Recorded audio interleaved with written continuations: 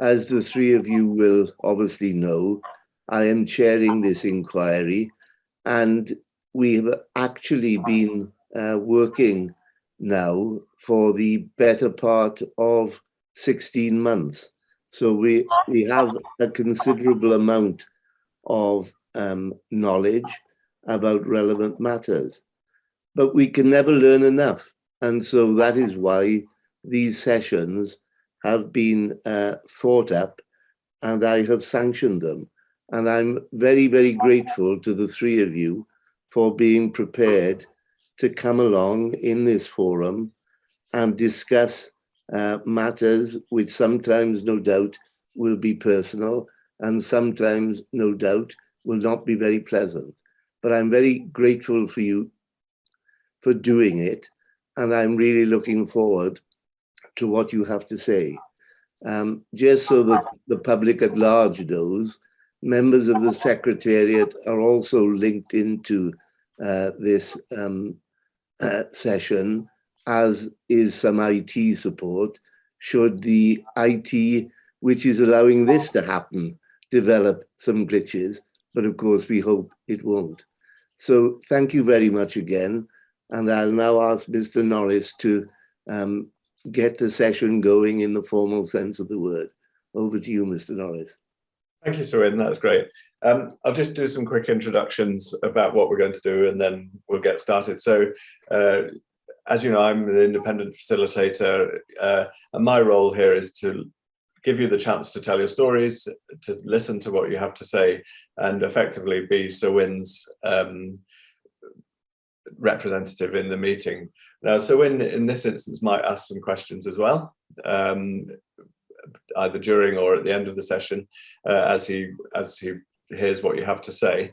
And it's important that you know that when, at the end of all of this process, because we've got these running through March, Sir Win will be taking this away into the next stages of his inquiry. So while it's great to hear your stories now, it's also there of value for him in the future as well. So it's important you know that. As you've already gathered, it's a fairly relaxed session. Now, you may have seen or may not have seen some of the public inquiry hearings that Sir Win's been hosting. This is very different in the sense that you will all be talking to each other. You'll be able to hear each other's experiences and to share and compare. My only rule really is don't all talk at once, because this will all be transcribed later, and it's hard for the transcription to hear it, when people talk over each other. Now, also, you may have heard lots of other people's experiences, other postmasters, but this is all about your stories. So this is your chance, and you've got the right to share those stories. So please, as far as possible, restrict yourself to your own experiences and to what it is that you've been through.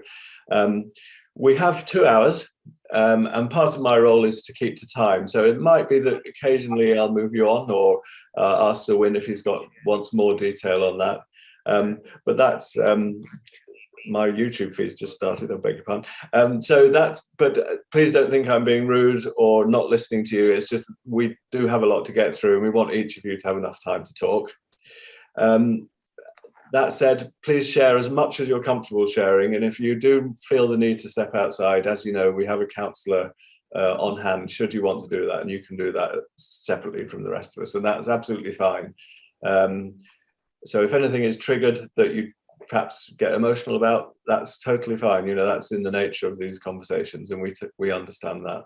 And that's it, really. Just be honest, share what you want to. Okay, so the first thing I'd like you to do is just to very briefly introduce yourself and your context, and just a little bit about yourself, so that Sir Win has a feel for for your situation as it stands today.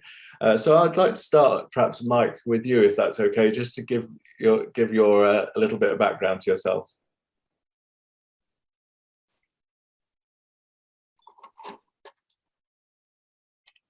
Mike, you're muted, Mike. Sorry, if you just unmute yourself. Sorry.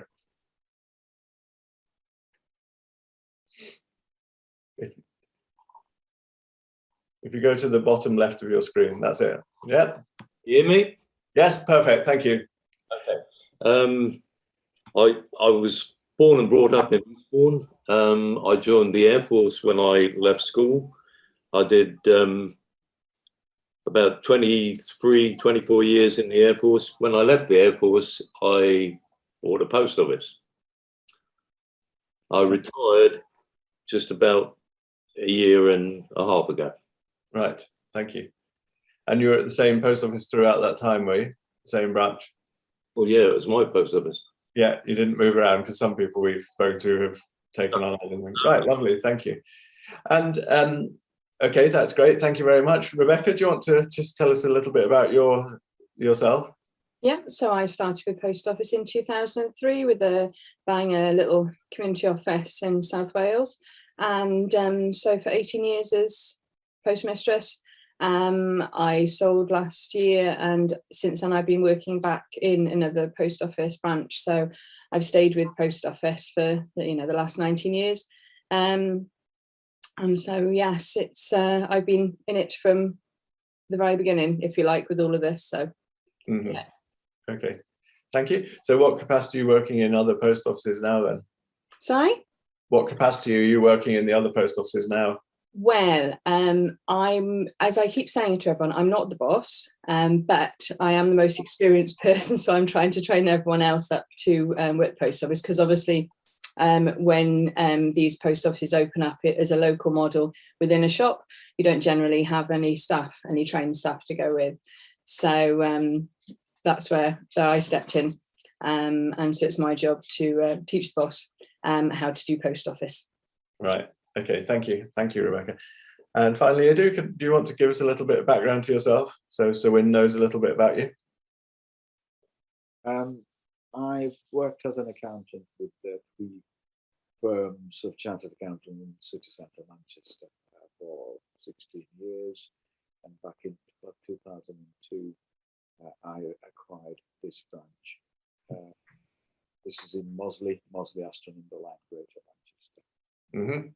I still am working as a postmaster, and quite enjoyed it being as a postmaster and being part and parcel of the community. So Excuse me, Edu, can I just ask you to speak a tiny bit louder so that you're. Thank you. Yeah, we did catch all that, I think. But so you've been in Mosley for some time then, you were saying? Always lived in Mosley. We're of Bangladeshi origin, but I think when my father and my uncle came back in early 60s, and then my mum and I joined in 74, so it's fairly young. So, in a way, I don't know any different. Yeah. Mosley's been the town, home, life, everything. Yeah. Okay, thank you.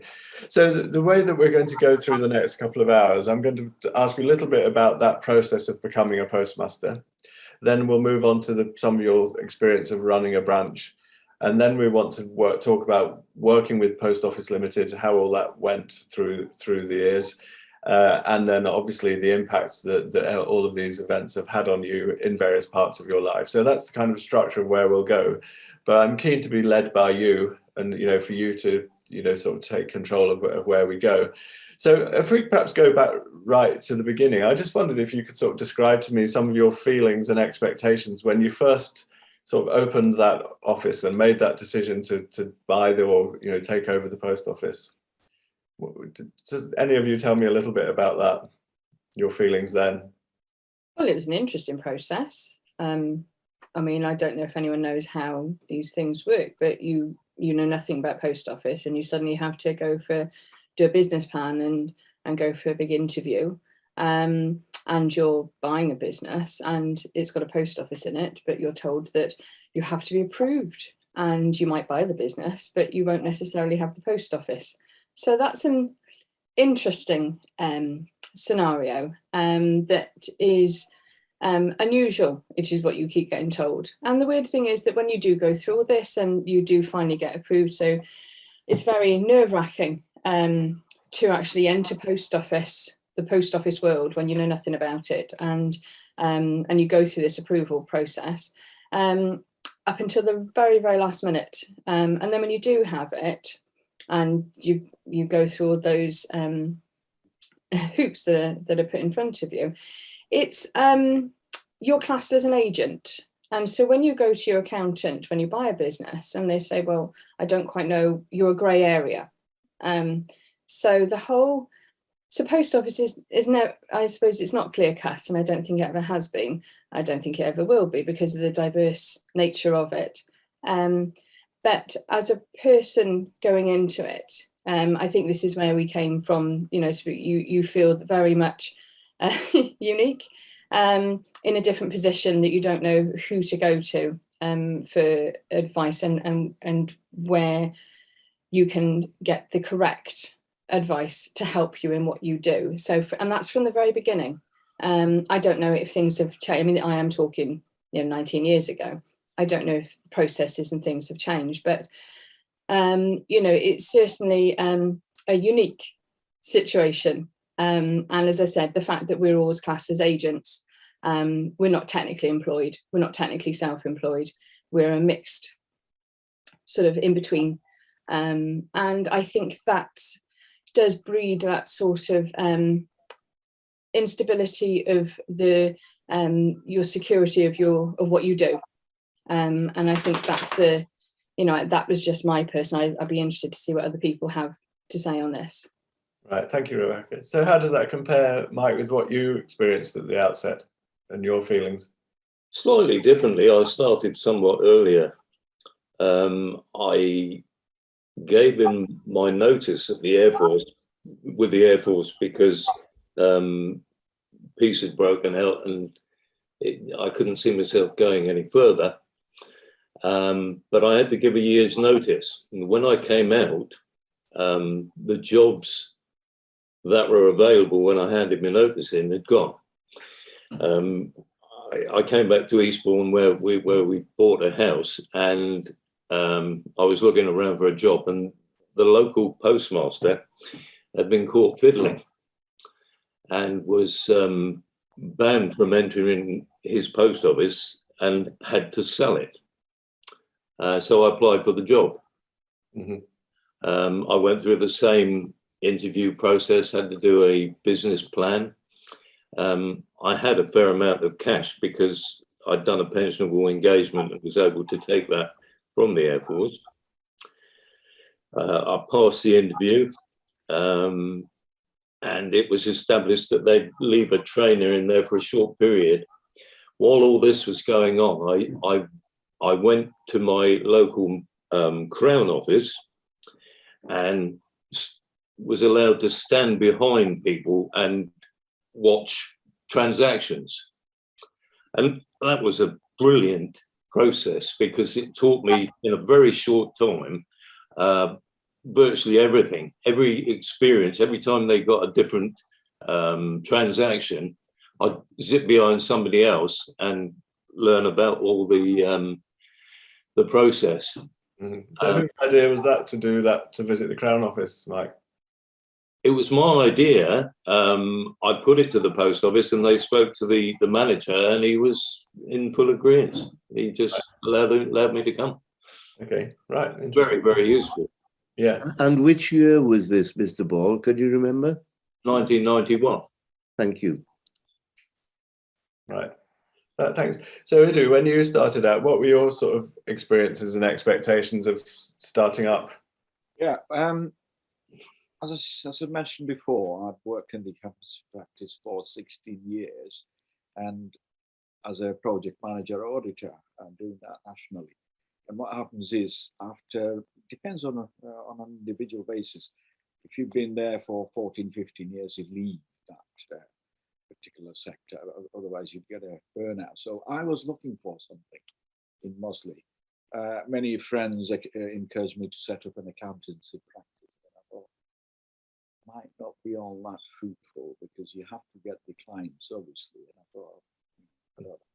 But this branch, this postmaster knew me as a young boy, and so I've grown up in that community, and you go into that branch fairly there regularly, and it's great. There's a sort of really rapport with that, the gentleman there, and all of a sudden, probably in 2000, he said, "You are going to buy this branch, aren't you? Post Office branch."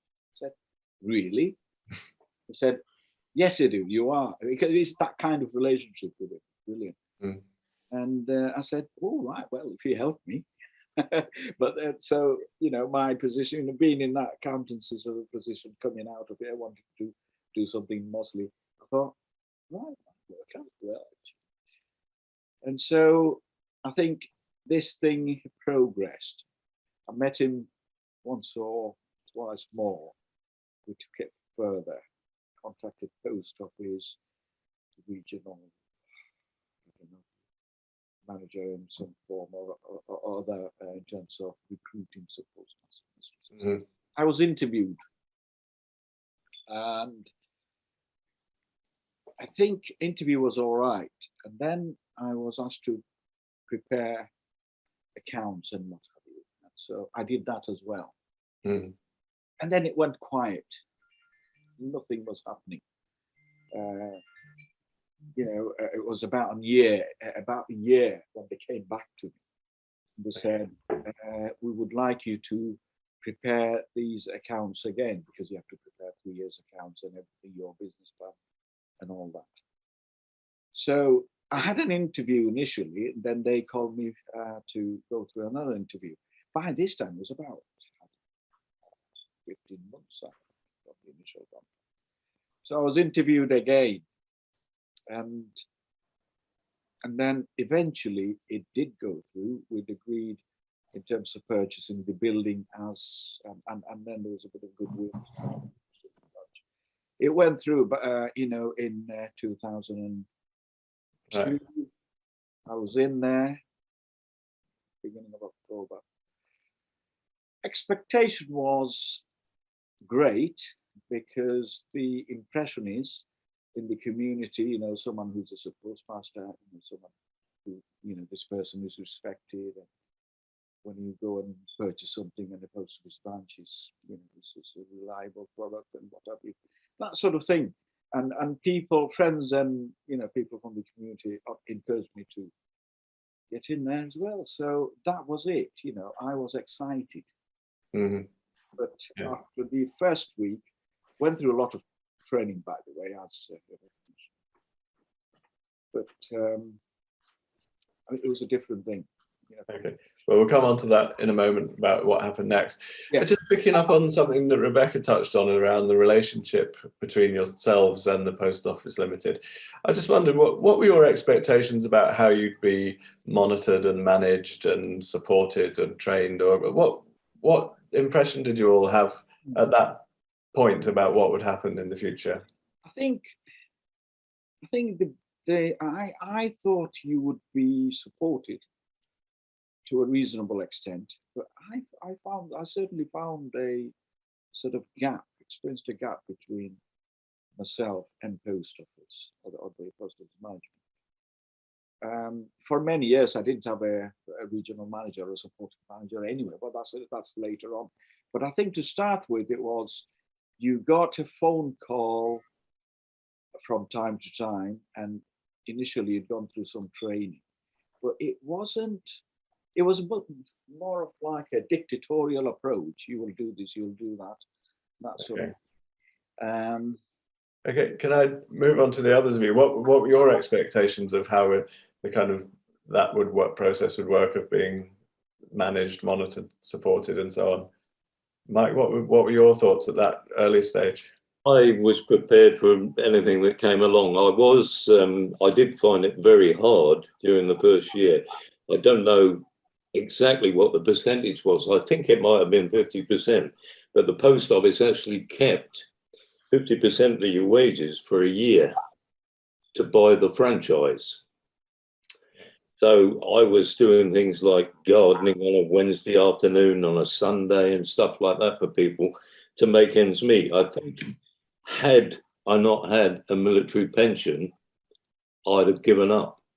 The support from the trainers for the first, I think it was a week or two, was very good. But after that, there was virtually no backup. Right. Okay. And Rebecca, what was your impression of? I suppose it was the same. I mean, the initial handover of the office, here is your trainer. Had a trainer for 2 weeks, which was excellent. I mean, obviously the issues, especially when you're in a community office, it's not a big mains office. You don't get all of the transactions every single day. There's lots of things you won't even touch on. So there's a limit to how much training, apart from your daily bog standard transactions, that you can actually get through. But yes, that initial 2 weeks, brilliant. The fear of being left on your own, very real. That whole, I mean, obviously back then we were still doing pension books. We had a lot of paperwork to do and to do correctly. And yes, you do feel very much alone, because once that trainer leaves, all you have is the help desk. And I think all of us have been very clear on our feelings of how helpful the help desk actually was back then. And the fact that we had no one to talk to direct, we just had to speak to a help desk, hope that someone could help us, and if they couldn't, we were on our own. Okay. Now, just before we move on to working and running the branch, if you use the word excited about, as he was about to set out on this journey, if in a word or phrase, how would you sum up how you felt about your work, yourself and your expectations then? What, me in the post office? Yes, Yeah. it was brand new. I'd never done it before, and the way I looked at it, I thought, well, this is great. I'll do something different. I know how to deal with people. I've been in the hospitality industry from a very young age, and so it was being part of a community and having a life where you're, people sort of look to you as if you can help them. And it's like I always said, you don't go into post office to make a million. You go in for looking for your own self and looking after people and being part of a community. It's not a millionaire way. Okay, yeah. And Mike, finally, how would you sum up your feelings when you were starting out in a word or phrase? It was very hard. I mean, back in the day, there were no computers or anything. You had to do everything manually. I used to work regularly on balance day every week till midnight or beyond, just balancing the books, all the pension dockets, etc., etc., etc. Okay. It was, I mean, I did enjoy working with the public. That was the good side. Post office, not so much. Right. Okay. Well, let's keep on that theme then of running the branch. What other you working with the public? What else did you enjoy about that role and throughout the time that you've been involved, not just at the beginning? What have you liked about running the branch? It's different. Every day is totally different. You can never say that one day is the same as the next. Yes, you'll see the same people, but I do like to learn. And if you want to know the ins and outs of how everything works, the post office there, I would never say it's boring, because there's always something you can learn. And if you want to, that's blindingly apparent by lots when you visit others. It is what you want to get out of it. But yes, I think it's a personal thing. I think some people are better suited to it than others. And it does depend on your disposition and where you place your values. And if you place your values within people and services, that's what you're doing. You are providing a service. And I think that's why we will tend to disagree between ourselves and Paul, because we provide a service that others necessarily can't. And the time that it takes, it's a lot of time. We don't get paid for every minute of every hour we're there. We do a lot of extra. You don't see when we pop over the road to check on a customer that hasn't been in. You don't see all of the extras that we take on board, and that's not paid for. And there's a huge gap between pay expectations and what we deliver and what we have to deal with that goes on in the background. So yeah, as I said, it's an interesting mix, and you learn a lot along the way. Right. Thank you. Yeah. So how does that match you do with the things that you've liked about running the branch over the years? Yeah, I think I certainly didn't expect to earn a great deal of money. That was like, it was in the past. I knew that. But the biggest thing for me was that it was working for and with the community. That's what it is. That's what it is. It's a simple term, nice, easily said, but there's a massive package there. It's a many branches are like that. Obviously, it's not the country, but I like to think this particular branch I'm involved with, it's a community office. It's part and parcel of the community. People don't just walk past the branch. There are a lot who will not, just walk past and not, they will not, sort of just go past it. They'll either come in or post the door and say hello or wave and what have you, that sort of thing.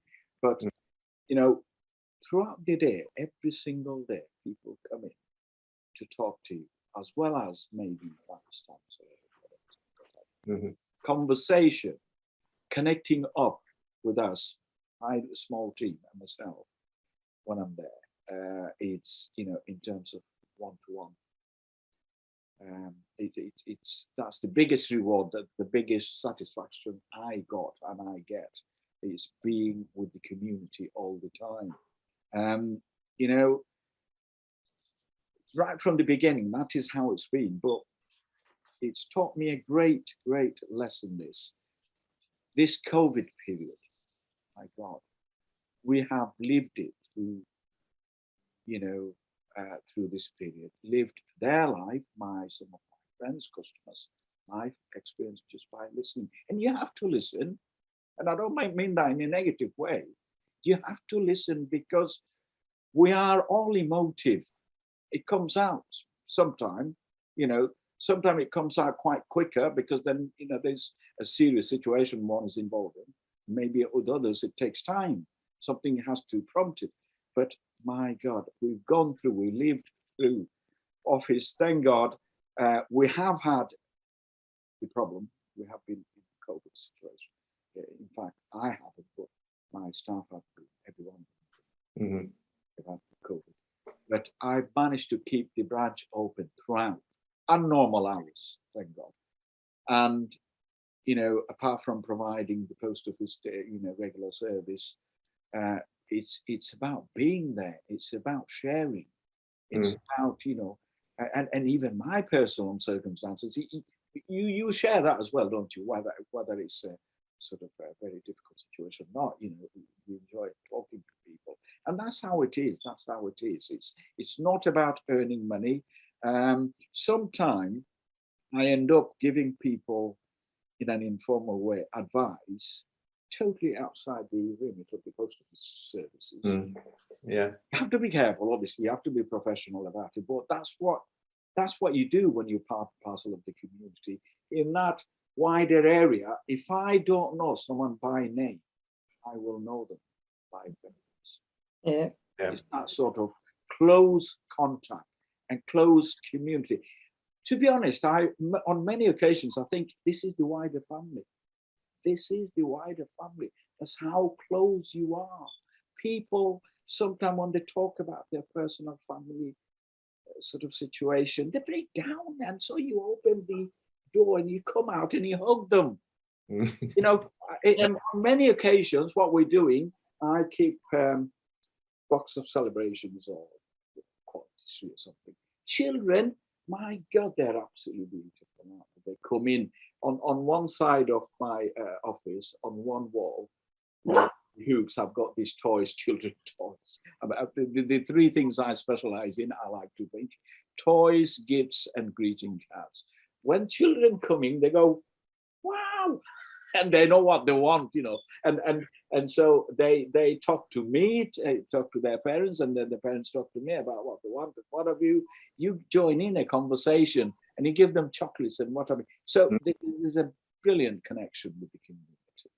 Thank you. Yeah, it sounds like you have a lot in common in that sense of your role then, that things that are rewarding and enjoyable. So Mike, I wonder if you could move on to some of the things about running a branch that that you like less, you know, the harder things that you mentioned. Do you want to just expand a bit more on that for us? Mr. Norris, before Mr. Ball does that, there's just one detail I want to make clear.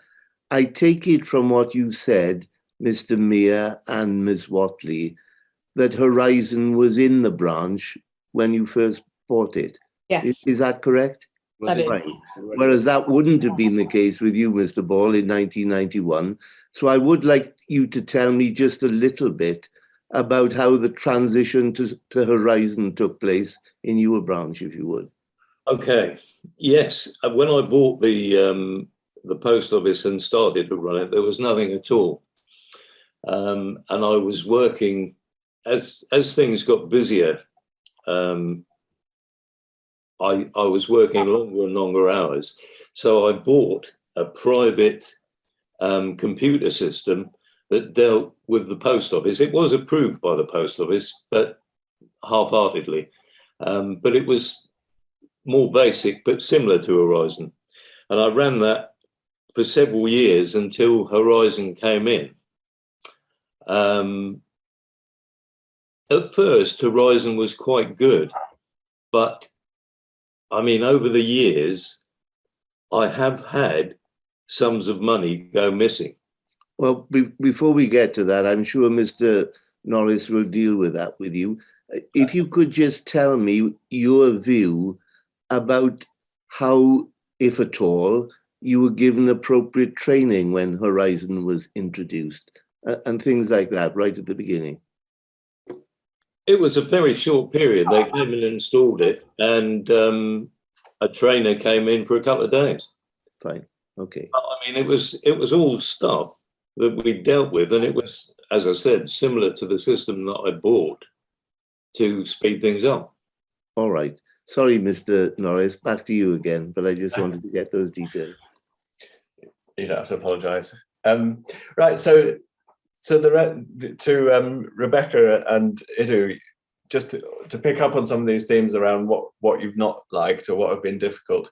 Do you want to just build on some of the things that Mike was saying there and tell us some of your less positive experiences? Well, as it's been said already, I'd received plenty of training as well at the beginning, within the first fortnight, by the way. That was training in general administration of the post office, was it? That's right, and also how to manage Horizon in Right. that situation. The first week was fine. I stood behind the two ladies I'd inherited that worked there for quite some time before I got in. I actually watched the first week and then did. Sorry, could you just speak? Sorry, do you mind just speaking up a little? Your voice fades occasionally. Yeah. So I watched my staff doing the transaction as they worked, and then the trainer wanted me to carry on working as well, so I did that as well. The first week went that, that's how it went, and the second week, towards the end of second week, I think the trainer had left by Wednesday or Thursday, finished, and I think I can't remember, on a Thursday or a Friday, there's a bit of a difficulty at the end of the day. It didn't balance. It was out by £1,400. And the two mature ladies, I'd known them for years, and they were spending a lot of time. We were in there after, we closed the office, we went through everything. We didn't know what it was.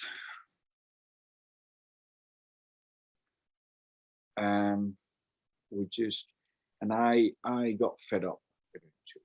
Even that first incident, I got fed up. I said, look, leave it.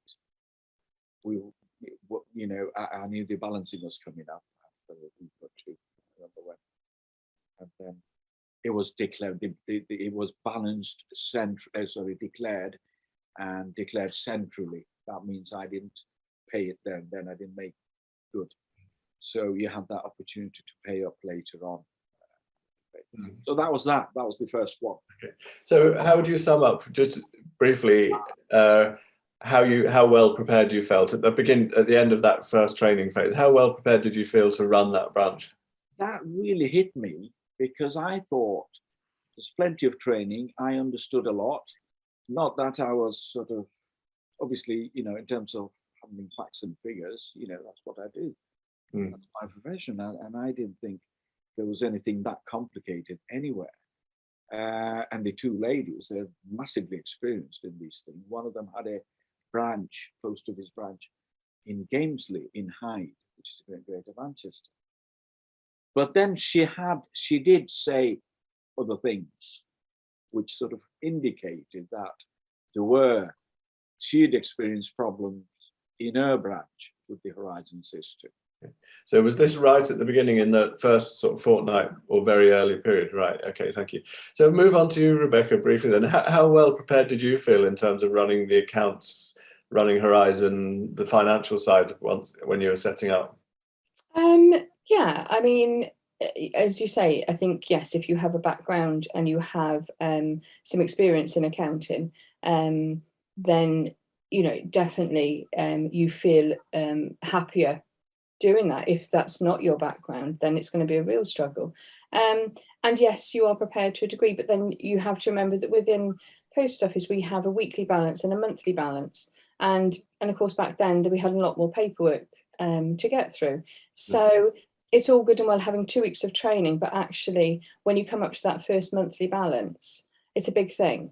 And like, they used to keep the help desk telephone line open specifically on a Wednesday night for us because they knew that was when we would have issues. The problem is you're on hold for at least half an hour or more. And you'll carry on and you're tearing your hair out, and the stress is very stressful. And I don't think that is appreciated. It's stressful when you have an issue and it's in branch. B, it's stressful when you have an issue and you're balancing. And when you've only got a help desk to ring, you can't get all the answers when you want them. Sometimes you don't get the answers at all, and you're just told, look, if it's not there, you've got to put it in. It's, if it's a loss in the office, you've got to make good. Can I just ask you then? We'll come on to the helpline in a moment. You say it's a big thing, was how you described it. When you're preparing to do that. Obviously, Sewin and I have never run a post office branch. Can you just sort of describe to us how that feels? That sort of internally, how that feels when you're about to do that balancing and end of the periods and so on. Well, if you run a tight office, so you balance every day, you do your cash declaration, and every day you do it correctly, and and it's going okay, then come to the monthly, there shouldn't be any nasty surprises. Nothing should be there shouldn't be any issues. But you always have to, when you have to pull everything out the safe and count everything, you're always on the lookout for some anomaly.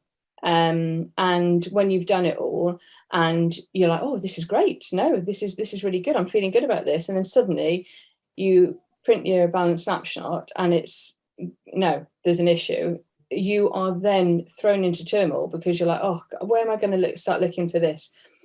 Obviously, we now have training on everything. We didn't have backup training on anything back then. We were lucky if we had the occasional training meeting that was put together, some by Paul, most of the time by the Federation. And I would attend every single one of those because we didn't have anything else. Okay. Your balance snapshot, that's your printout from Horizon, is it? Your statement? Yeah, we do a balance snapshot before we balance. That shows up any gains, losses, any anomalies within stamps. Thank you. Right. So come to you, Mike, for a sec then. Obviously, you'd had your own IT system that you'd introduced. So when you came to that transition into Horizon, how well prepared did you feel in those early days of running Horizon? I know you'd been to the Crown Office and so on, but just tell us a little bit about how your experiences were. Well, initially it was quite good, but there were niggling things that would happen, just like the other two said. You'd be down couple of £100. If that happens every week, you think, oh God, not again. But you just have to keep putting it in. Mm-hmm. Yeah. And so you were putting it in, and the others have mentioned similar sorts of things. How well prepared did you feel to sort of handle it when that sort of came up? How did you decide that you had to put it in, or what your options were, you know, in those very early days of Horizon for you? Well, I didn't just give up. I spent a lot of time searching transactions, going over the figures again and again. If I couldn't, occasionally I'd find out a fault and recover the money. But when you didn't, you know, you can't go beyond 1 a.m. or something. You just got to give it up and put the money in. Mm-hmm. Yeah. And how soon into your experience of Horizon were these discrepancies arising, Mike? That was fairly early. I have to say, I actually caught 2 members of staff in the early days thieving. And it's impossible to know whether some of those losses were theft. Obviously, I got rid of them the moment that I actually caught them. But it's very difficult to know whether the problem was with Horizon or theft.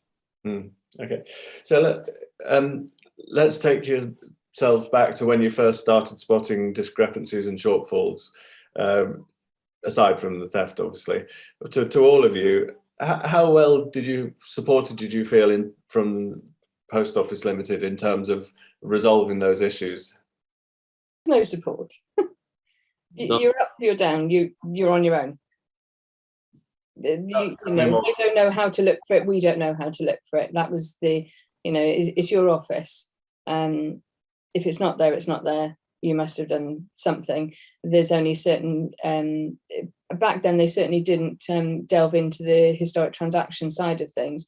I know they do now, but back then, no, they didn't. It is just a case of, no, you're on your own. Okay. And for you personally, Rebecca, how frequently were those discrepancies arising? I said, luckily, I didn't have any. My issue was never clouded by staff because I was a single position office, so just me. So it was, and for me, as I said, I feel guilty, if you like, as opposed to others. Mine certainly didn't run into tens of thousands. But yes, over 18 years, if you add it all up, you are talking thousands, because the little amounts, and it's silly things like, you can be, £100 loss on one night and £100 gain the following morning, and you're looking at it going, by there's no reason. So you put it in, but then it's shown it's over, and there is no reason for it. You have gone through everything, and there was always just little anomalies that couldn't be explained, and you always blame yourself. And it's only when something then comes out, you go, oh, I thought it was just me. And it's only now that it comes out that actually we look back and go, oh, so it wasn't just me then. These things I couldn't explain. These things I couldn't tell you why they've happened. I couldn't, go back myself and do the digging in the computer system because I didn't know anything about it. I don't know where to start looking, do I? It's up for them for the forensic team to go through all that. We don't know.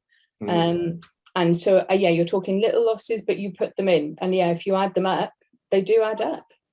And how many of your balancing and trading periods would be affected by a discrepancy? There'd always be discrepancies. Very rarely would you have a balance bang on. How often were you personally settling them with cash or check or however? Yeah, you would. I mean, there was never a weekly balance that went by that balance bang on. So your monthly balance would be a big one, and you'd be like, right, okay, fingers crossed now, this is going to be okay. But as I said, I feel lucky in the fact that mine, you're only ever talking, sort of hundreds of pounds, you're not talking thousands of pounds. But it's still your money that you have to put in, and there's no way for you to prove any other way. Right, thank you. Idu, well, how does this compare with your sort of early experiences of Horizon and how you'd react and so on? Yeah, just a few words on the balancing procedures. Weekly balancing, which are called BPs. We did them just to make sure everything was running, at a reasonable level, balanced. Or if there was a problem, then it would highlight it. That's why we did weekly balances. But even on weekly balances, quite regularly, we found £200-300 shortage. Now, in terms of managing staff and who they were, I had no problem there, because these two ladies, well known in the community, and they've been in business, they're trusted and what have you, and they were there before me. So, plus you are taught as a suppose master as to how to control your money counters, each counter. So there are controls you can do, put controls in place, and so it makes sure every night is balanced. So there are those procedures. So that's fine. But nevertheless, every month, once or twice a month, you'd come across £200-400 shortage, and there's no reason. And you always thought, I always thought, oh my God, is this some sort of mistake? Have I done something? It really gets you thinking in a negative way, and it shouldn't be like that. Many times I thought, have I been too tired? Have I done something? That is so bad. That is so bad. And I've managed, millions and millions of pounds in terms of figures for businesses for about 16 years. If something didn't balance, even out by a penny, I would know exactly how to get it balanced. But in my little business there, you think, my God, what's happening here? There's no explanation. There's nothing. There's something called the Excel spreadsheet I use, say for stock, for example, for stamps, say 1p stamp. I can go back several months and I can say that month I declared so much. So when the system comes up with saying there's a shortage of so many hundreds in cash or stock, you go back to my records and I check line by line my entries to see if there were significant or material differences. None. And this is what really got me. And monthly balances, by the way, were a nightmare because the system, whole Horizon system network, it's a terrible, weak system because the helpline, it got clogged up. You could be waiting for an hour or so, and then this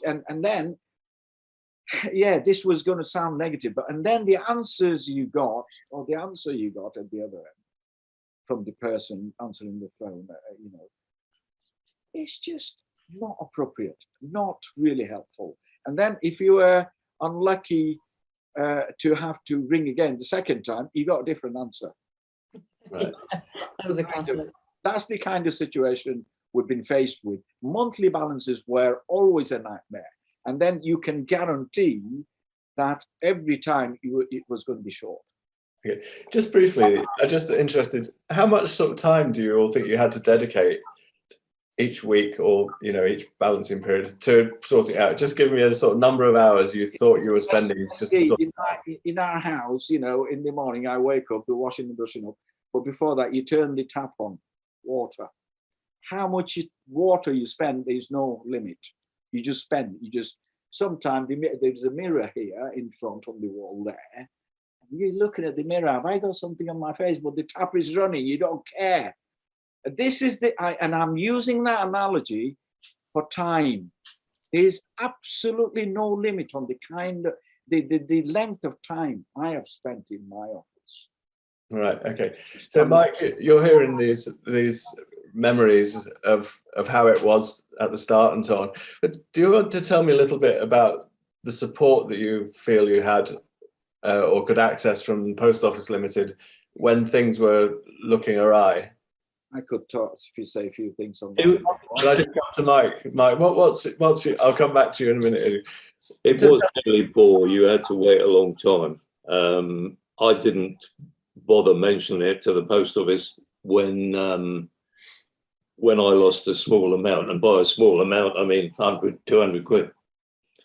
On one occasion I lost 15,000. That was a fair blow. When would that have been, Mike? Just to pin that in time. 10 years. 10 years ago. Mm. Yeah, okay. So clearly that's a colossal amount of money by anyone. While we're on the horizon, one of the things that kept coming up was that they did overnight upgrades, a bit like your iPhone. You plug it in and they change something in the system. And nearly every time the post office did an upgrade, something else entirely unrelated was affected. Mm. But because the post office wouldn't pay Fujitsu to do a test on the upgrade, they didn't know about it till it hit us on the shop floor. Yeah. So on the day-to-day basis, going back there, how did a postmaster find out about an upgrade was about to or had happened? They'd warn you that, although why, I don't know, they warn you that you must leave your computers switched on this night because an upgrade was being carried out. But you left them on 24/7 anyway. Yeah. Right. So it was a bit irrelevant to tell you. But I do know that every time they did an upgrade, something, it'd be completely unrelated to what they'd done would be affected. But they didn't know about it. Mm. So how did you know? How did you spot that effect? Well, it was random things. They perhaps wouldn't let you sell a stamp. It could be anything. And until you came in, switched it on and tried to use it that morning, you wouldn't know there was a fault. Okay. So you ring up and they say, oh, yeah, we know about that. We're working on it. We've had 47 calls this morning already, and it's 8:05. Right. Okay. Rebecca, I think you're making nodding noises, if you know what I mean. Tell me that chime with what your experiences were. Oh yeah, totally. You'd come in and you know there's going to be an upgrade, and then you'd just be looking at the systems, go, okay, what's changed, what's moved. Sometimes it would just be icons that have moved, icons that are added, icons that are removed, and those sort of things. But you are just, preparing yourself. Then the pin pad would fail because you'd have to then reboot that. There was all these things that had to be rebooted. Back then we had all of the information stored to the tower. They then ended up changing that and not storing the information in branch. It would then be sent centrally. Now that had an impact. I don't know if that was obviously a relevant issue within a lot of balancing. I don't know why, but there was certainly around the time that we stopped storing the info on the towers and everything sent in central. It was meant to be quicker, but we certainly had slightly more issues then in branch, as you say. Some of that we can't, and we don't write the computer systems, we just have to work with them. We weren't even involved in the creation of them, even though we work in the branch, in the office. So we're just there, we just do what we're told and we press the buttons. And if it doesn't work, it's our fault. One thing I'd like to be a bit clearer on, so I can understand it. And so what was there any structured communication around the purpose of those updates or the duration of them or fixing them if they appear to go wrong? None at all. So like the first you found out was ringing up in the morning and finding out that 47 people had already rung. An upgrade and you think, oh God, what's going wrong tomorrow morning? So then you get in, something wouldn't work, so you'd ring the helpline and tell them. And as I said, you could be 47th in the queue and it's 8:05. Yeah. Right. And were there any manuals or manual updates or anything like that, printed information at all? We would have a memo view come through, we would print that off and it would just tell us what's going on. But as we said, we had a lot of issues whenever we had upgrades with blue screening. So our computers would just freeze. And what we had issues with and what we never knew, we didn't get the answers. When we're in the middle of a transaction, if someone was taking cash out or paying cash in, when we're in the middle of it and the computer went down, what happens? has that transaction gone through or hasn't it? And though that was the worst time when we were on the phone to the help desk, and it's because it's a, you know, a software failure, there's nothing we can do, and we don't know. And that was, we always queried whether losses were due to that, because we didn't know. Mm-hmm. Yeah, exactly. If you've handed out £150 to a pensioner and it fails at that point, then you're going to be £150 down. But if you're in the help desk, they would say, if it was in the stack, then it's gone through. And we said, okay, but if it's in the stack and you're telling me it's gone through, I thought I had to fast cache it and it had to be off the screen for it to have gone through. We always queried that process. And we were always told the same, like you said, Mike, it's gone through. So again, just to be clear, there are times where you'd have a discrepancy and you'd make up the cash yourselves, the shortfall yourself. Would you also be ringing the helpline on all those occasions, some of those occasions? What generally was your practice? So Edu, do you want to just sort of briefly describe to me, Edu, what you did when there were shortfalls? Yeah, can I just mention something very briefly? Post Office has always told us that keep the terminals on overnight. But then I thought, well, what a strange thing to say, because they're always on. You cannot switch them off. So, and then they did the riser, but then we were always reminded to keep them on. Now, in terms of communication, and I'm going to sort of say a few words here. In terms of communications with Post Office and certain sections of the Post Office, the management team, if I can call it that, it's absolutely poor.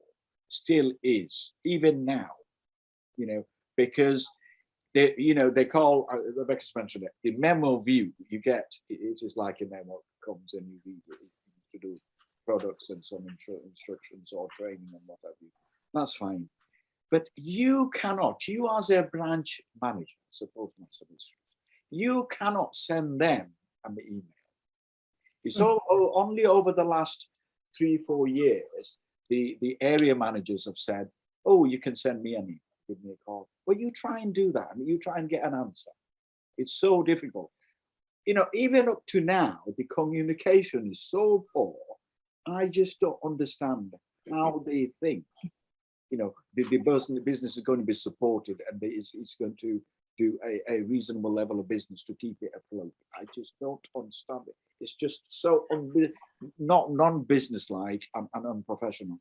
Now, during balance times, it put me off. The fact that when you phone them in early evening, or maybe 6 o'clock or something like that, over the years, it put me off, because when you phone them, you're waiting for a long time.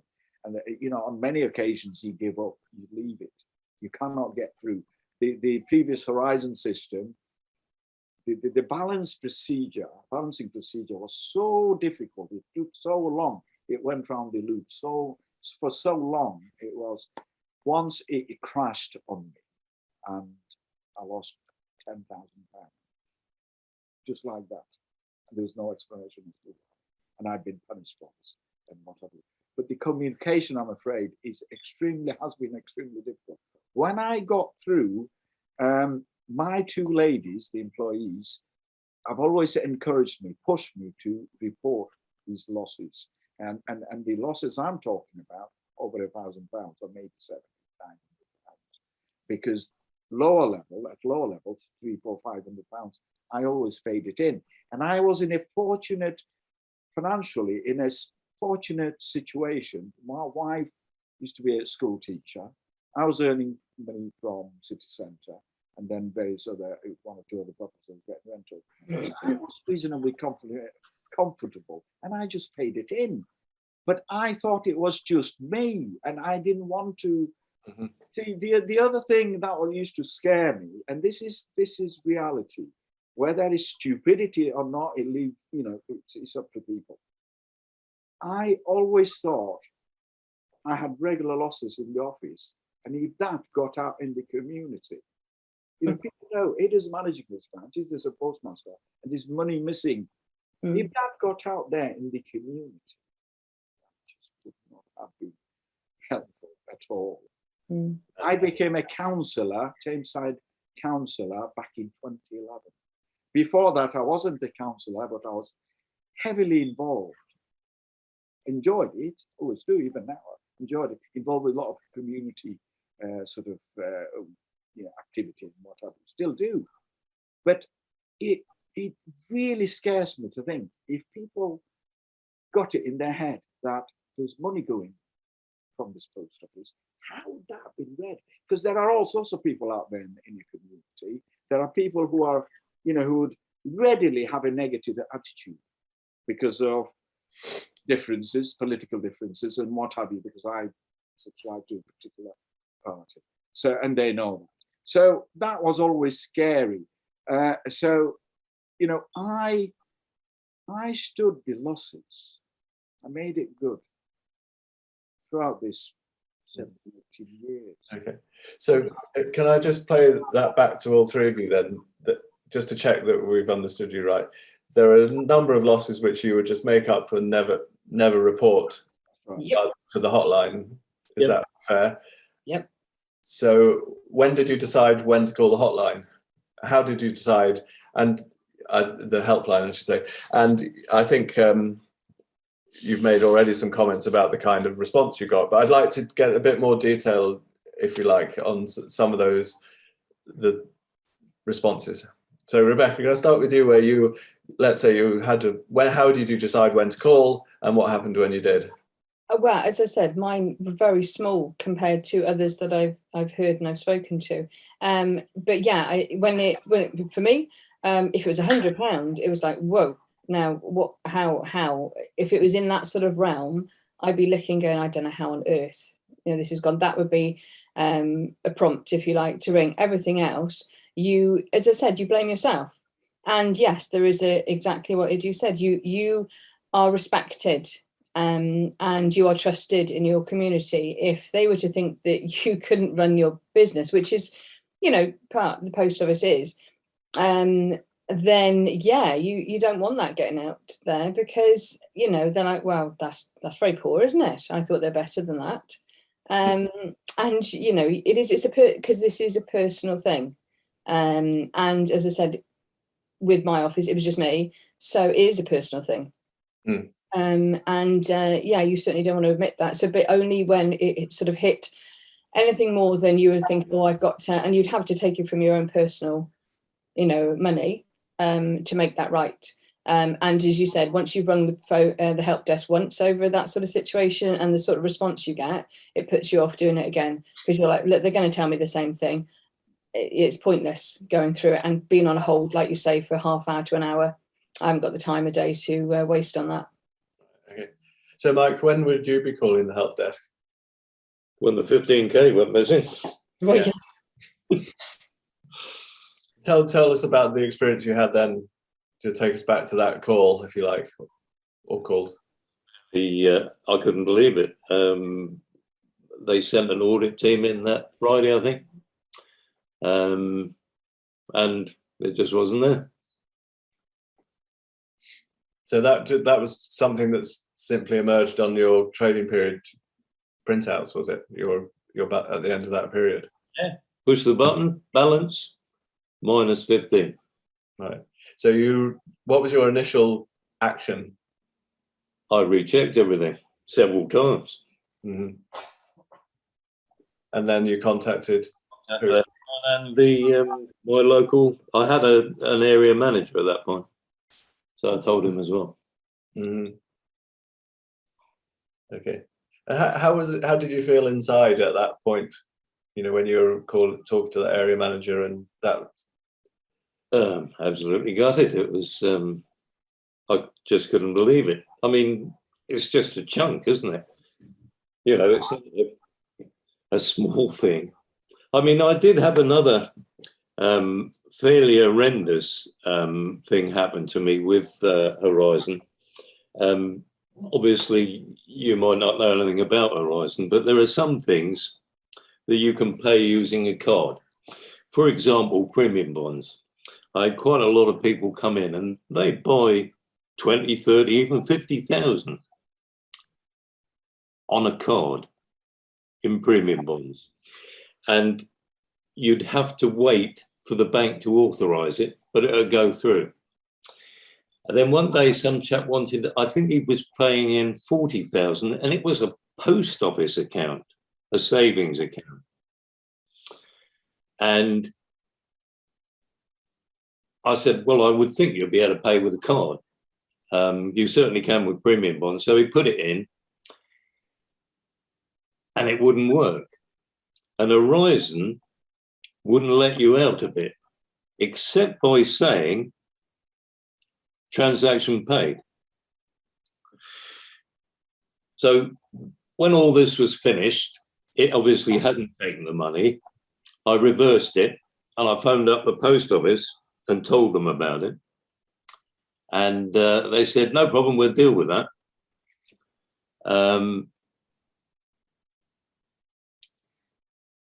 Only they forgot.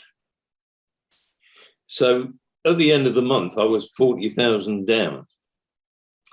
And I spoke again to the same chap who was dealing with it. And he was able to get the money back out of this chap's account and reinstate it to the post office. And he did apologise for the oversight. But for nearly a month, I was £40,000 down. And had that chap been dishonest, the one who put the money in his account, he could have drawn it all out. That was a bit worrying. Yeah. So when you said you called the post office, who specifically were you talking to resolve that? I called the helpline initially, and they put me on to the people who reverse transactions. Chesterfield. Yeah. And approximately when was this, Mr. Ball? Probably about 12 years ago. So the large shortfall of about 15,000 and this incident that you're describing, if I said that they both occurred in the period around about, say, to give it a reasonable range, 2008 to 2012, is that it? Yeah. And I asked that deliberately because I wondered whether at that time it was Legacy Horizon, as we've called it in some of the papers, or Horizon Online that you were operating. Can you remember? I didn't know there were two different kinds. Right, fine. Well, that's fine. But as it happens, I do. But there we are. Yeah. Every day. Right. So we've talked. Sorry. Just one last thing, and then I promise I'll be quiet. The 15,000 discrepancy. How was that ultimately resolved, Mr. Ball?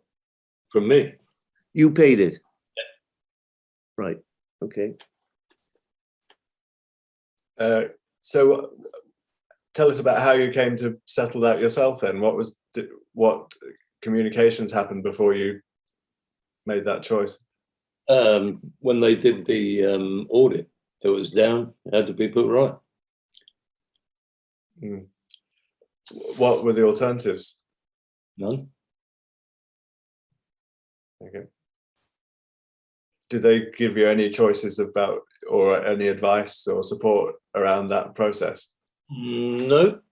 I got called up to London for an interview about what had happened by a senior lady in the post office, and she said she'd looked at it in great depth and she couldn't find anything. So that's how it's done. Right. Okay. Do you have any questions about these processes that we've talked through, so before we move on? Well, I think I'd like to ask Mr. Meir how his £10,000 was resolved. Did you do the same, Mr. Meir? Did you pay the 10,000? Yes, I had to pay it, but it took a long time because I was suspended. So you were suspended. Were you also suspended, Mr. Ball? No. No. All right. And I'm assuming, but please correct me if I'm wrong, neither of you were prosecuted over it. No. I did the right thing in reporting it to the right people at the right time. Mhm. So that's just how it was. Yeah. All right. Yeah. Thanks, Mr. Norris. Back to you. So yeah, thank you. So that suspension, Ilu, tell us a bit about that and how that felt how it happened and how it felt at the time, just so the others can Oh my God. feel your experience. It's almost like killing a person, really. Because the day it happened, when the auditors came to go through that process, I was crying in the back office. And it was so embarrassing. I was embarrassed with myself. I was crying. 2 members of staff, they were actually working at the counter. I was in the back office with the auditors. Sorry, do you mind just speaking slightly Yeah, loud? I was in the back office with the auditors, and when they phoned post office and they were being instructed, the auditors were instructed to inform me what was going to happen and all that. Mhm. And you know, I was being suspended there and then, and I was told to phone. I was also given contact numbers for some postmasters, mistresses who actually become involved to manage your office over a short period of time until your suspension is resolved. I was having to go through all that. It took maybe an hour and a half, the whole, but it was hell. It was hell. It was not manageable, but then you have no choice. You have to go through it. I never thought in my life I would face a situation like that, but it was really, really horrible. I never cried over any situation in my life. Maybe I must have done when I was a child with my parents for not giving me the toy I wanted. I remember that on one occasion. But as an adult, doing the things you do in the world, you know, for your works, responsibilities and whatever, you just get on. But managing this post office and getting into that situation was a different thing. And I certainly don't want to go through it again. So what were the conversations and communications that happened that led you to pay off the 10,000? And it after the suspension, because the loss had incurred, you know, they during that period, 3 months period, they had investigated. That's what I was advised. They'd investigated and couldn't see anything. And yeah, the fact is, it flipping thing had crashed. You know, they wouldn't discuss that in detail. When it crashes, what happens? I kept asking about that, but there were no problems apparently. It had been looked into and everything was right. And I had to pay it over a year or 18 months. And when was this? Sorry, This is back in 2013. Right. Okay. 2013. I just want to add something about communication. I meant to mention it before. When I'd incurred losses of up to anything from 1,500 to maybe £2,000-3,000, you couldn't just pay it. You know, there's a limit as to how much you could make good. So you had to report it, and the, you know, my staff team, they kept saying, you've got to report it. If you don't report it, then they don't know. So, you know, so when I did phone the support team, on many occasions, I asked for them to send people to come and investigate, see what the problem was. You know, after lengthy discussions, they would pass me on to their audit team. Happened so many times, and the person at the other end, an auditor of some sort, said, "Who is it? Well, how many people have you got working? Yourself, this and the other?" And he said, "Are they good?" And they try and direct the whole thing towards a member of staff, because the phrase they've used so many times is that is the person who you trust the most usually does stealing. That's what they used to say. That was so annoying, so hurtful, and mate. That's it. So if you were to put into one sentence, Edu, how it was to work with the Post Office Limited when there was a shortfall, how would you sum up in one sentence how it felt or how they behaved? Well, I just thought they were cheating. They were stealing money from me and not being concerned about it. Right, thank you.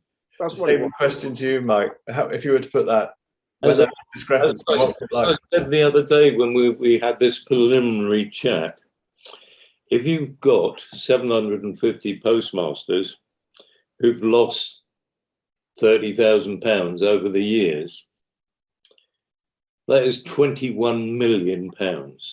You've got a system that does accounting for you. Why didn't the post office know that they were £21 million up or more? Mm-hmm. Yeah. So, okay, we'll move on in a moment. That's a useful point to park that just for 1 second. Sorry, do you want to say something? No, it's fine. So, Rebecca, if you were to describe in one sentence how it is to deal with the post office when there's a discrepancy, what's it like? Oh, not helpful. I mean, it's you. It's not them, it's you. And I think that's the only thing we all say. If we ring up the help desk, unless we've got a specific query over a specific issue, if it's anything to do with money and discrepancies, then it's us, because we're the one operating the office and we're the one pressing the buttons. And we're the one counting the money. Now, I don't know why it's pushed back. I appreciate this is a people business. We are all people operating, and there's obviously this human error. But, I was taught the first moment I stepped in that office, these are dirty bits of paper you look after, that's it. I know that within that, then there's always going to be that element of trust, whether it's abused or not.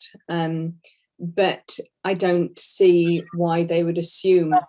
I think that's how we felt. We assume, the help desk would assume if we ring them up, we pinched it. Oh yeah, I'm going to pinch money out of my own office that I've then got to put in. It's not going to happen. There has to be a degree of trust.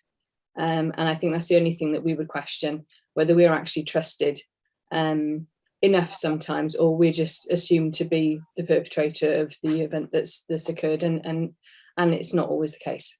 Mm-hmm. Right. I'm just interested to know a little bit more about the role and support from area regional managers. We don't have an enormous amount of time to go into that, but I'm keen to hear a little bit about how those processes worked at that time and moving forward through the Horizon experiences. So let's stay with you, Rebecca. What's been your experiences of your area and regional management and so on? Okay, so yeah, absolutely nothing. So if you think for the first 15 years I was with Post Office, nothing. I think I was audited once. I had a mystery shopper once, and I saw one manager at some point. That was it. As I said, the rest of my contact was only through the Federation of Sub Postmasters, when they would put on meetings, training events and general meetings. And I can remember 2 post office actual events for training. That was it for contact. Only in the last 3 years have we then had the joy, and it is a joy, of actually being a part of Post Office Limited, because we now feel that we're connected in a much, much better way through WhatsApp, through area managers. You have a point of contact, you have a problem, you ring them, you can speak to a person, they will turn up in branch. This is something we have not had, but it is late. We've been doing post office many, many years, but now 100% better. And Ms. Watley, is that something that occurred after the litigation had been settled? That is the litigation with the 555, as they're called, or had that started to happen even before the litigation was concluded? I'll be honest, my love, I really don't know, because right. I not being funny, my focus is branch. The world does happen around me, I appreciate that, but I really focus on branch, and I don't know time-wise, but I do know that point where we all had a dedicated area manager, and we started getting a visit. Our first visit was a joy. And then we started being part of a WhatsApp group, and we had a personal telephone number we could ring. So yes, I'm not sure on time, but that was the sort of time that I know it happened. Right, and I'm not trying to pin you down, but it is quite important for me to understand this. You said that you thought that started to happen about 3 years ago. Is that? Yeah. That sounds about right. Yes, because it was when it would have been, I'm talking another year. I think timeline wise, I was selling my old post office, and that was when I started having area manager visits. So yes, it would have been about then. About 2019-ish. Yeah.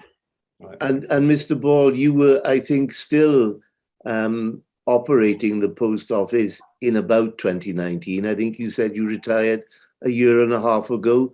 So did you notice any of these changes? I did in the last few months have quite a few visits from a new area manager who was, I knew him before. I think he was at one of the meetings I went to, and he used to turn up probably once a month in the last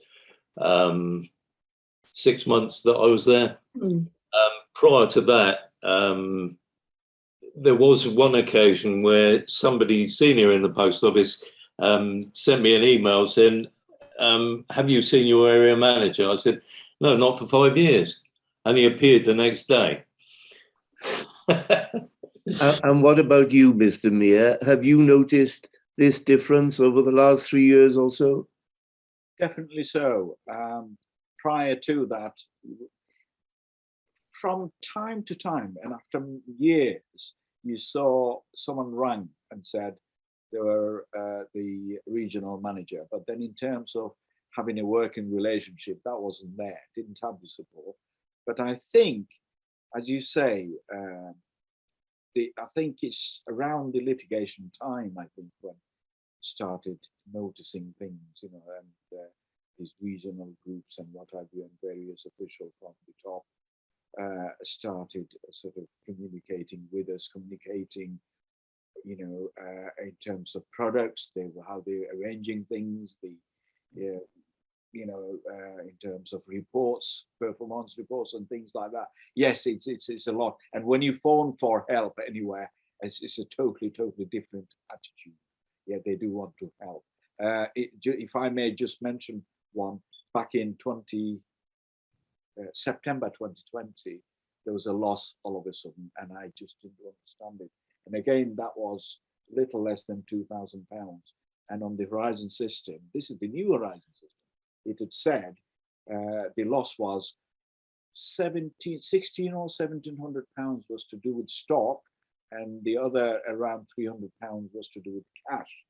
Now, as I was describing earlier on, I use Excel spreadsheet for my accounting records, declared through the Horizon system, and I went through line by line through a few months, and I just couldn't see any difference. So it went on for I declared it to settle it centrally. It was September 2020, and then you get these letters to pay up, and then I took my time. I think I took over 2 months. And then I phoned Chesterfield people to settle up with their credit card, and I didn't have the money. So I just said to the lady, I'll settle up and I'll use my credit card because I've been receiving letters. She said, "Oh, just a minute, Miss Mayor. Have you contacted the support centre about this? Have you reported it?" I said, "No, I haven't." And she said, "Well, I think you should." She said, "You just don't know. They'll look into it and they'll come back to you." I said, "Really? This is something different." And this change, positive change in their approach and whatever, it wasn't registering properly, but that was a specific moment in time. I thought, my God, there is something different. I can't pay. I want to pay something for my losses. I can't pay. This is so. I thought, okay. So what do I do? She said, I will ring on your behalf, ring the, team, and they will come back to you. And then they'll take some details and investigate. Brilliant, and that's what she did. This lady from Chesterfield. The support team came back to me and they took some details and what have you, looked into it. They took time, maybe just over a couple of months, and they said, Mr. Mayor, we've looked into it. You don't have to pay. They didn't tell me what the problem was. They said, we've looked into it and you don't have to pay. So that's the sort of, it sort of demonstrates as to, I think, the depth of difference. So that would have been resolved sort of the beginning of last year sometime, would it? That's right. That's right. Right. Prior to that, I would have, it would have, when I offered to pay there, and we would have been taken. Right. Thank you. I'd like to use the rest of our time together broadly to speak about the impact of all of these issues, the Horizon issues, on yourselves. Mike, I wonder if I could start with you, given the scale of your losses, from what I understand, is the largest amongst the three of you. Do you want to just describe to us the impact it's had on you in any area of your life or on the people around you? Obviously, I'm down quite a considerable sum over the years. I think, had I not had a military pension, I wouldn't have been able to complete the number of years that I did. I was actually running the post office for 29 years. But I would have given up a long time ago had I not got the military pension. And virtually over those years, a lot of the time I was working for little or nothing. I was doing probably a 60-hour week, maybe more on occasions. I didn't feel that I could go away on holiday and leave somebody else in charge for 10 years. It was, when I first bought the post office years ago, I went for my interview and I said, the one thing that concerns me is that Eastbourne has got a lot of post offices. I want to be sure that you're not going to open any more. And they assured me that wouldn't happen. There was a thing with the Federation that safeguarded not everybody you could move the post office, but you couldn't open a new one. And I was a year in, and somebody opened a post office in Asda, which is a quarter of a mile from me. And they were given the full list of services, road tax, the lot, at the outset. And I complained and said, to the Federation and the post office about the way that I'd been treated. I thought that was slightly dishonest. And they said, oh, it's a corporate decision. It's none of your business. Mm-hmm. So going back to just thinking, dividing up your sort of virtually 3 decades of time with the Post Office Limited. Yeah. You had a decade, roughly speaking, before Horizon came in. Yeah. And then 2 decades after. How were the shortfalls different, and how were the impacts on your finances different before and after, would you say, specifically because of Horizon? The thing was the fear. I used to dread Wednesdays because you never knew what was going to happen, and it was never good. I don't think any of us can imagine how it feels to have to fork out 15 or 10 grand to make good a shortfall that you clearly you took taking responsibility for, or at least settling it. How did that actually feel to be effectively writing that check, or however? Dreadful. It was years of savings. I mean, on top of that, when I actually finally retired, I got a post office payment for the month of July, ending about the 3rd or 4th of August. And then I retired on the 25th of August and handed over to the new people. And I thought, well, I'm going to get another 3 weeks payment out of that, because obviously I'd had my expenses, paying for staff, running the office, things like that. And when it never appeared, I got hold of Post Office Limited, and they said, oh no, you don't get paid for that. Mm. And nobody even said thank you after 29 years. Mm. So, Rebecca, I'll move on to you, as you're no longer in the same status that you were. What impact have all of this had on you, whether it's financial, personal, in any part of your life, specifically the Horizon failings? I suppose I'm very mindful of how the whole situation has manifested itself into something that I thought was nothing, and into something that is something. And even though, and obviously I've stayed within post office now, I suppose what it has done, it wasn't easy, but because I knew that it wasn't anything dishonest on my behalf, it's much easier for you to continue doing what you do and your job to the best of your ability if you are founded on a very strong grounding of, I'm not dishonest, I'm just doing my job, these things have happened, I haven't done anything wrong. To continue then with post office, but to see that things have changed and there is a future, it just makes you, in the back of your mind, you're very wary of everything that you do. And that with the new office, you are very mindful of everything that you do, trusting the system, that when it doesn't quite work out, there is that thing tinkling away in the back of your mind going, now, is this just me? Or is this something to be worried about? Because actually we're still having issues, but different issues. And I suppose that's the only thing that, once you've been through what we have all experienced, you're just a little bit wary of 100% trust in the system that you use. And I think that's the sad part of it, but it's a very real part of it.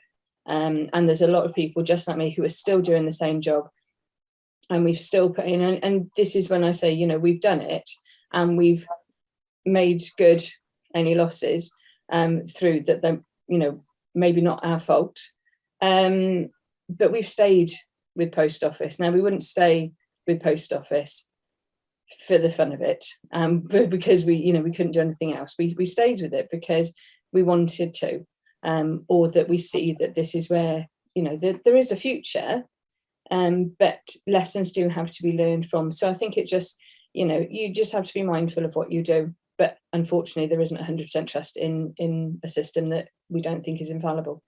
Mm-hmm. So are you able to estimate what amount you have made good over the years in your time as a postmaster? Oh, as I said, I think I really do feel completely overshadowed by everyone else, because I'm only talking, a few thousand over years. I'm not talking thousands upon thousands. You just know that every month when you've had to put in a little bit, that adds up. But you don't add it up because you don't think about it. You just put it in, make good, move on. You don't dwell on it because it was just nothing that can be done. That if you can't actually remedy a situation yourself, you can't worry yourself sick over it, because you've got your job to do. And if you've got your job to do, you have to just put your best foot forward and keep going. But you are, as I said, mine pales in insignificance. You're only talking a few thousand, which is still a lot of money, and it shouldn't have had to be mine when we don't get paid a lot. But there's still losses there. Yeah, I'm sure it's sort of very generous spirited of you to compare your situation with theirs, but I don't think most of us would want to swap with you. And I'm interested in is how that felt. A bit like I said to Mike, how did it feel when you were making those payments back? just take yourself back in time. Well, it is, you're just looking at it and you don't understand why, because you're thinking, I'm not a thick person. I've got a brain. I can count. Why can I not make the figures add up? That's what I don't understand. And you're not being funny. You can count the money 3 times. You get your mum in to come and count. You get your husband in to come and count. You will get people to double count, double check your work. Can you count them stamps for me? Because you stop trusting implicitly on your own abilities, because something is making you doubt it. And that's not pleasant, but it's something I think we've all, I don't know, I'm assuming, I think it's something we've all had to deal with at some point, is that we're looking at it and going, I can count. Why are the figures not adding up? Yeah. So, if we think about the impact that's had on you, first of all, financially, do you want to talk to us and tell Sir about that financial impact of the Horizon failings? I think it's changed me as a person. It's because it puts you into a financially difficult situation, because you can't afford the things you want to for your wife, for your child. That's what we have. Sorry, do you mind just leaning forward a little? So you're saying you can't afford the things you want to? Absolutely, you can't. I can't afford the luxury that I want to, afford. Because over the years, it's been, you can't. I would have got out of post office if I could, but I couldn't, because I got a, business loan to buy the premises, the building. And so I'm sort of trapped.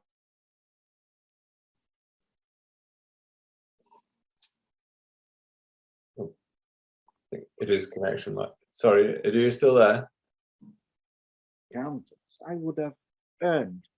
Sorry, your connections. Can you still hear me? Yeah. I think that might have been the problem. I don't know why. Yeah. Sorry. Sorry, can I just take you back? You were, before you glitched there, you were saying you felt trapped because of your loan and your running of the business and things. So carry on, yeah.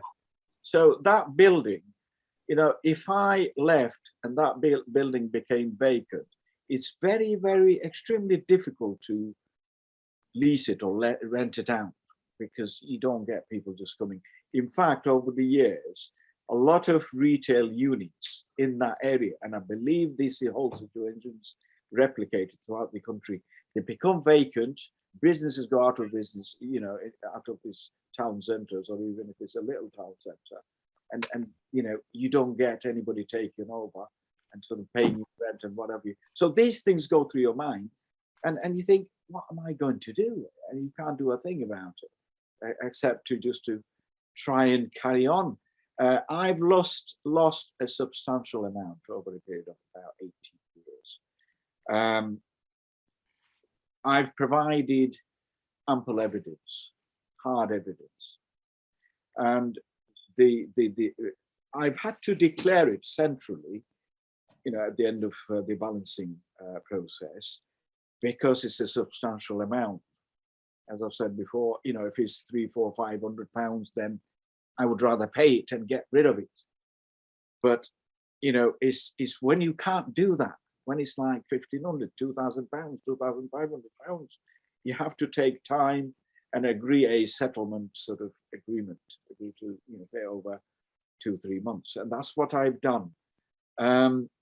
What it has done is sort of, you end up with debt because you can't pay it off when you want to. You're always catching up. My wife is ill, thinking about it. We can't afford the things we want to. Look, it's just, you can manage. You can just about manage and sort of, you can't buy anything extra. But the debt builds up, and that really puts you into difficult situation. So you say that you've declared it, or I guess you've got it documented somewhere. What sort of sum would you be telling Sir Wynne has you deprived of, if you like? I think I've indicated on my historical loss application when I put it together, somewhere in the region of £60,000, and 30 of it I've given hard evidence about. It's there. It's there. We cannot dispute that. Most of what I paid in, I can't give you specific information, but I've been doing it from the second week. These are these ad hoc topics. Yeah. It's a regular thing. The Horizon system, post office is great. Post office branch is great. Managing it is great. The Horizon system, in your head, that's the negative bit. That is the problem creator. That's the bit. When you think about your branch, you think you've got that. Oh my God, I've got to live with this. And that's it. That's how it is. That's what life is about. It's changed me in terms of I'm not at home. I know I've not been for a long time. I've not been shall we say, happy, jolly, shall we say, all that communicative at home, all that responsive. I'm okay. I think they put up with me. I tend to, very easily, I get irritated. And that's what's happened to me over the years. To what extent do you attribute that to the Horizon stresses versus just the general life? It's the money problems, and the money problem goes back to the Horizon system. Because I can't, you get a bill for something, maybe, and you can't pay it when you want to. You've got to take your time, what have you. And I've got credit card balances because I've done through things, I've not had a choice, used my credit card, and I've got balances there. So, these things are there in the back of my mind, and these things do worry. I wake up middle of the night, I will sleep for 2 hours, and then this goes back a few years when this started. I'll sleep for 2 hours and I will wake up, and that just at that moment in time, you're dead in your mind because I've on a regular basis, many months, the new remuneration we get, it's not mine. It's absorbed by the post office debt, or I've used my credit card to pay something when I've had the money. But when I've had the remuneration, I paid off that, so I've not had extra money. And you think about debt, the money problem it really is about, and it makes you tired, makes you ill, makes you a different person. You become irritable, that sort of thing. So, Mike, I wonder, you've talked about your financial issues. How do you feel when you're hearing Edu there talk about the sort of personal changes, personality, emotions, and things? To what extent do you recognise that or not in yourself? Because of Horizon. I do feel that I've deprived the family of holidays and things. I don't let it change my personality. But to be honest, the Horizon system, I don't think they put enough money into it. And I think the people that they employ to maintain it are somewhat inadequate. When I was working, I was running a 4-position post office, and in the last year, I kept having problems with the card payments. You put in a card into the machine and you put in your 4-digit number, and 2 of them wouldn't work. And I think Fujitsu sent somebody down about 10 times. They changed everything on the system on these 2 positions at least 3 times. Cables, boxes, the little thing that you put the card in, absolutely everything, the keyboard, the screen. And they had one final conference with people from the post office, people from Fujitsu, all talking amongst themselves, and they moved the gateway, which was in the back office, to one of the ones that had the problem. And that sorted it. But it's just that they had absolutely no idea why. Not a clue what they'd done. It had fixed it, that's it. And was that chip and pin system, from a technical point of view, was that separate from the Horizon system, or was it? So they're communicating with each other, obviously, but you pay a bill. I type in the amount. Yeah. Put your card in. It takes £100 or whatever. Pays your bill. Yeah. Sorry, but the sort of hunt for a solution, did that involve hunting within Horizon, or just the hardware of the chip and pin from Fujitsu? For some obscure reason, the gateway was in the back office, and they moved it to position 3 in the post office, and that cured the problem. But none of them had any idea why. Right. Just a bunch of headless chickens. Okay. All right. Rebecca, if I just come to you for a moment, I'd just like to pick up on something you were mentioning about, you've sort of talking about the emotional impact of all this. You sort of described an element of self-doubt, if you know what I mean, about when you're doing things now. Do you want to just tell us a little bit more about the impact that these Horizon events have had on the way that you think and act at work, and more widely? Oh, I mean, you know, when you do, if you think what our job entails, like you said, it's a huge range of things, but it comes down to you being able to press the right buttons, give out the right money, take the right money, and account for that. Now, in essence, that sounds very simple, but we are trusting systems in place to help us facilitate that. Now, if everything that you do, you think, well, I've done that right, and then something happens and you declare it and it's wrong, you go, oh, well, was that me or was that the system? Now, as I said, it's when you've gone through and you've done all that for years and years and years, and like we said, for the first part, we're just like, oh, you know, it must be me. And then, as I said, when it comes out that actually it's a relief when you think, oh, it wasn't me then. So I can do my job properly. I think I'm pretty good at it.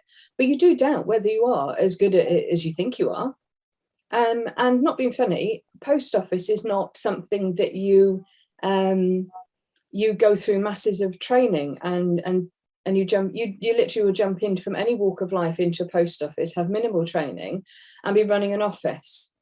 That is a huge step for someone with no background to come in, and then you're expecting them to trust. So all new sub-postmasters coming in, all new postmasters coming in, they have 2 days of class-based training, and then they're thrown into an office.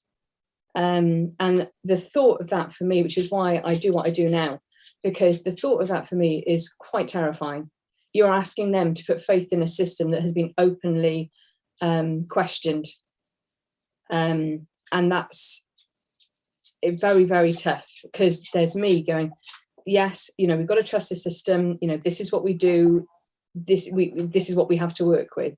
And you have on the open forum questions over the system that we use. And yes, it was an old system we're questioning, but we're equally questioning the new system because we are still using a Verizon, a term. And so you have to think of the people that are working it and the history that is with that. And again, as I said, it's always down to trust, and trust on both ways and many levels. So we've got about 10 minutes left to run, and I'd like Sir Wyndham to have the chance to ask some more questions in a moment if he wants to. I just wondered, for Rebecca and Idu, who are still in the system, if you like, to what extent do you feel that Horizon has improved to a point where you can work with it confidently? You come in? Wow, I think the silence spoke volumes there. I got to say, I'm not loving much about the new system, the changes that happen. We've just had a new upgrade. Our banking system has all changed and it's been slow. We've had glitches. There's been quite a few tech issues in branches throughout. There hasn't been anything that has said to us, this is great, we're all moving forward, trust in your system. Okay, and you move between a number of branches at the moment, don't you? Is that right? Yeah, it doesn't matter which branch you're in. We all have reconditioned units. If something goes wrong, if your printer goes wrong, they come out, you get a reconditioned unit. So you might have had a problem with it feeding the label, but on the next one, you might have a problem printing it. You just end up swapping one problem for another problem, to be honest, and that's how it's always been. I haven't seen any changes in that. And it doesn't matter whether you're in a single position branch or a multi-position branch, we all have the same issues. Okay. And in your experience, are those glitches, as you describe them, are they having an accounting impact in the same way that Horizon problems in the past were? There's got to be something somewhere. I mean, I'm still, as I said, when you balance your office, there's still things coming up and down and you can't quite question it. And as I said, because we're having operational issues with our pin pads, we are back to the same. I still question the same thing when it comes to the Horizon system, the Verizon system, and it's cash in, cash out when it's in the stack, and the system blue screens a lot. So we can be there and it will freeze or it will blue screen. And we know there's issues within, and this is recent. And because of that, you question what you were doing at the time. What's happened to that transaction? Has it been lost? Has it been gained? Is there an issue within? And we don't know.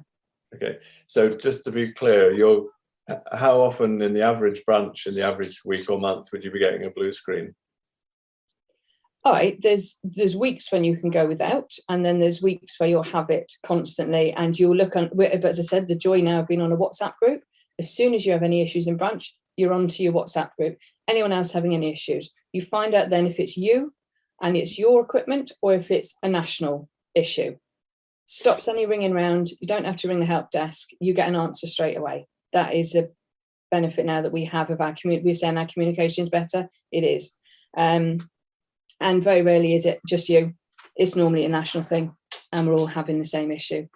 So yeah, you could be talking anything from sort of once a week to sort of once every few weeks. Right, okay, thank you. Idu, I wonder if you could just sum up for us your current faith in Horizon as it's operating now. As I was speaking before, the biggest loss was back in September 2020. Luckily, I didn't have to pay. I didn't have to make it good. But I still don't understand why we have these losses in stock.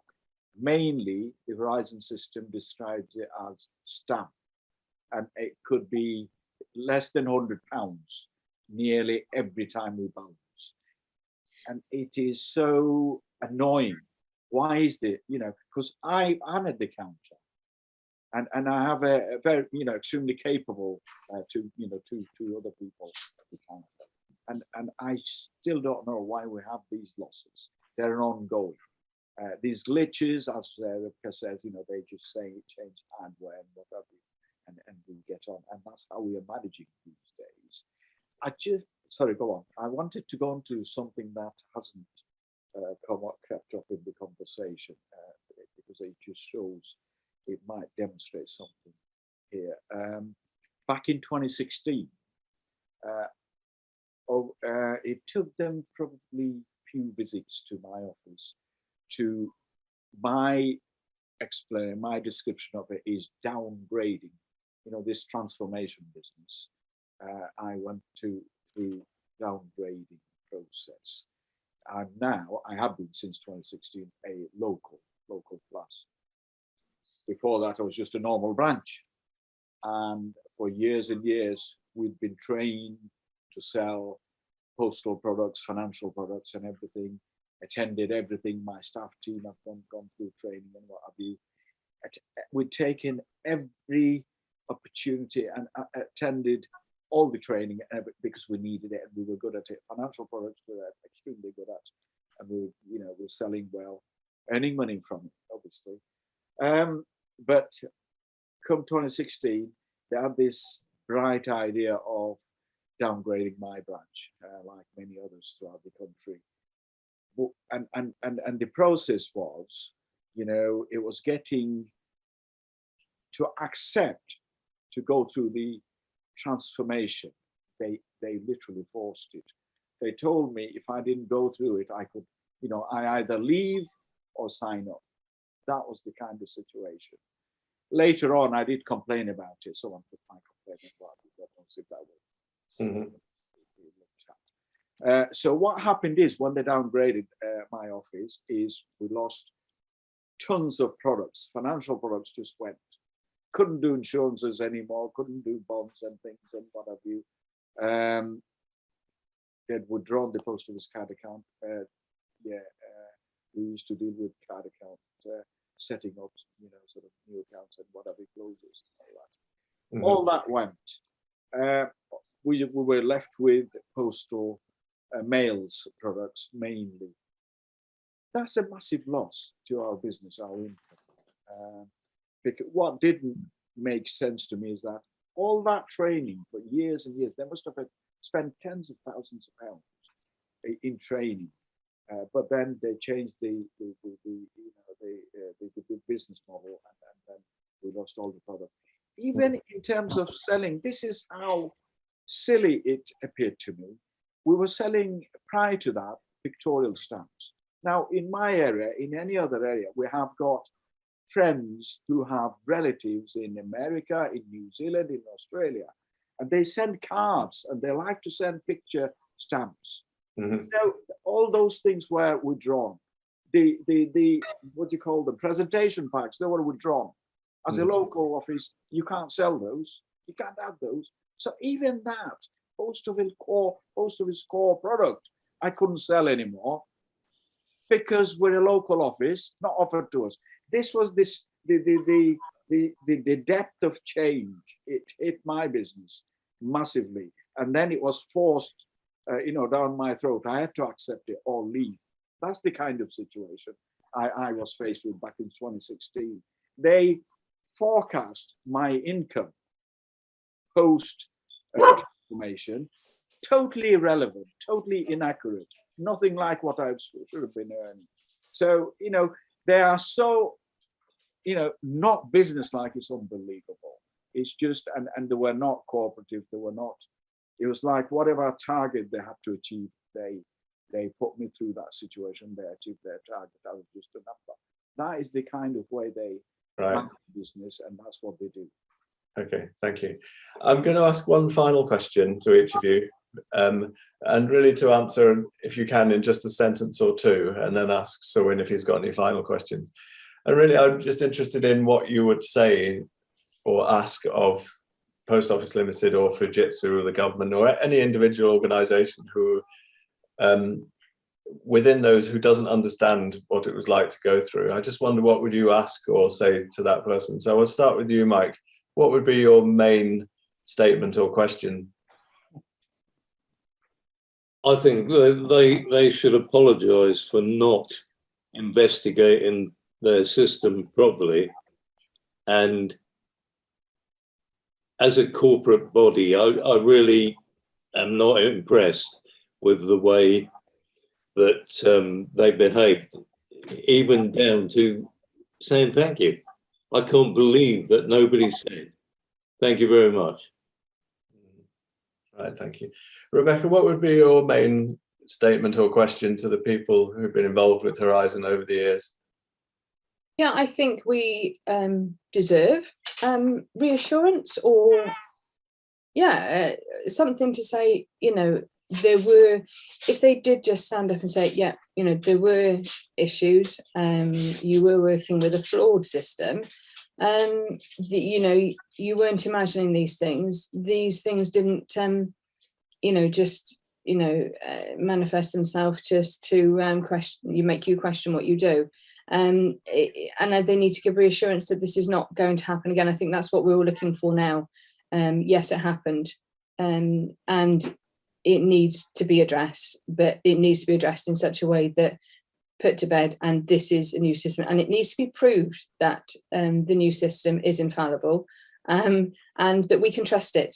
And I think that's the most important thing. We need to move on, and us that are still in it, we need to trust what we do, and we need to be able to trust that we are not going to be held account for something that was not our fault. Right. Thank you. That's nice and clear. And finally, what would your main question or statement be to the people involved with Horizon over the years? I would ask them first and foremost, why did they not admit that there's a problem? Why did they tell me so many times, it's my office problem, my staff were speaking?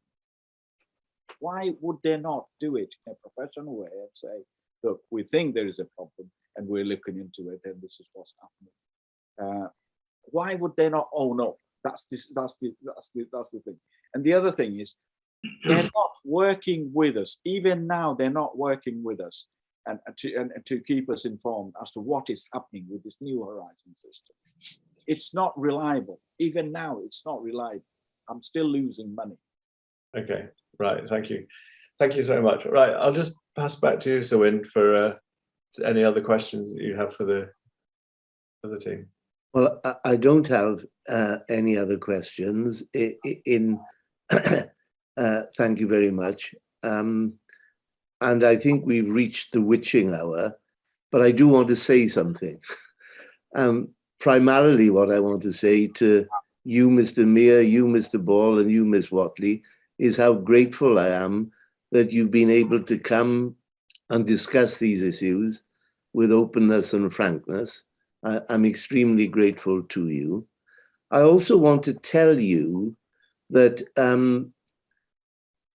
much of what you have told me, of course, is said to me by other people. So it's not a story which is in some ways unique to you. But I've not heard from anyone yet who hasn't had a unique aspect, if I can put it in that way. Each of you are very individual in this sense. And although there are problems which generally afflicted you all, each of you has had something to tell me which nobody else has done so as yet. And that leads me, if you like, to a request that I may make of you in the future. You know that under the inquiry process, a number of people have made witness statements and a number of people have given formal oral evidence. You have chosen, and I'm very glad that you did, to provide information to me in this forum.